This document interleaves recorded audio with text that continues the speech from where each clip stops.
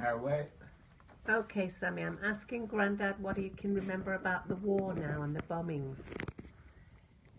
Hull, which is the town that I was born in and Jean was born in, it was known during the whole of the war as a northeast coast town. It was never referred to as Hull for some strange reason, because the Germans knew what they were bombing. They knew exactly what they were bombing, so much so that although it does sound being a bit of a traitor, we used to regularly in the morning listen to the German radio because he could actually tell us what he'd bombed.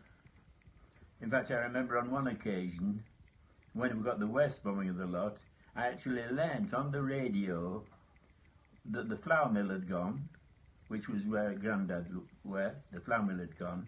And then he said that the margarine factory on the corner of Stone Ferry Road was bombed. That was Benninger's margarine factory that was bombed. But did you speak German then? How could you understand what he was saying? No, it's Germany calling, Germany calling. Oh. You see, this is so-and-so, so-and-so, and you see. He was supposed to be looked upon as traitors. Well, the thing we're all doing, we're listening. He wasn't swaying us or anything like that, but at least we knew what was happening. But he would tell us what he'd done in the night. But they say that it was never mentioned as a Hull. It was always this northeast coast town. But the book that I've got, if I can just refer to it when I find the correct page.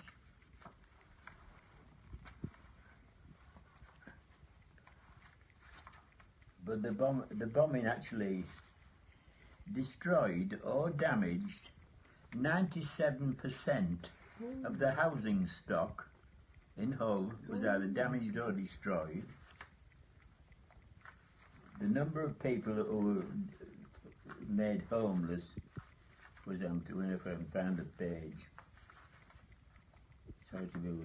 Take your time, Dad. Take your time. But me, I should find it by now. I thought it was on the front page.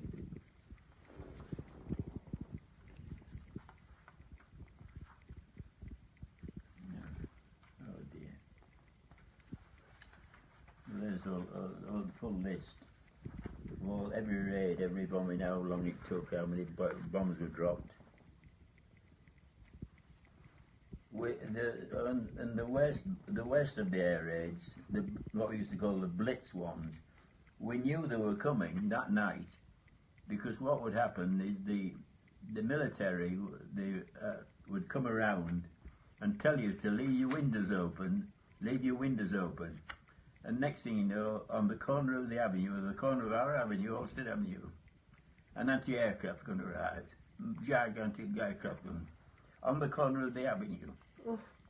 So we'd also got anti-aircraft guns around, in fact only about 3/4 mile away, what we call Chantelands Avenue. There was a whole battery of guns. As you worked your way around the outskirts of the city, you used to come to Costello playing fields, another battery of guns. Round the other side, going over towards the docks, in the park area there, another set of guns. And then just on the outskirts, there was at a place called Sutton, there were two gun sites, which weren't guns, they were rocket sites. And what it was, they were manned by people like the Home Guard, they're not the military, but the sort of temporary military, those who weren't fit for service and that sort of thing. And what their job was, they used to get the rockets from the storage bunkers, put them onto the rocket, and they had to then set the rocket to whatever they were told, you see. But they worked out that there were 40 of these rockets, and to be all fired at once.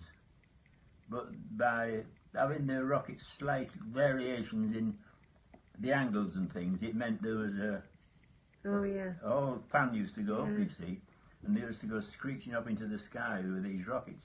How successful they were, we don't know. But I worked with a chap called Straker, and he used to spend quite a lot of his nights, he was an old man, but he used to spend quite a lot of his nights on the rocket site, as was a younger one who was medically unfit, Brown. well, big lad he was, but he occasionally would actually be on the same rocket, because there'd be two to a rocket, where one would go and get the ammo or the rocket and put it on, and the other one would do the setting.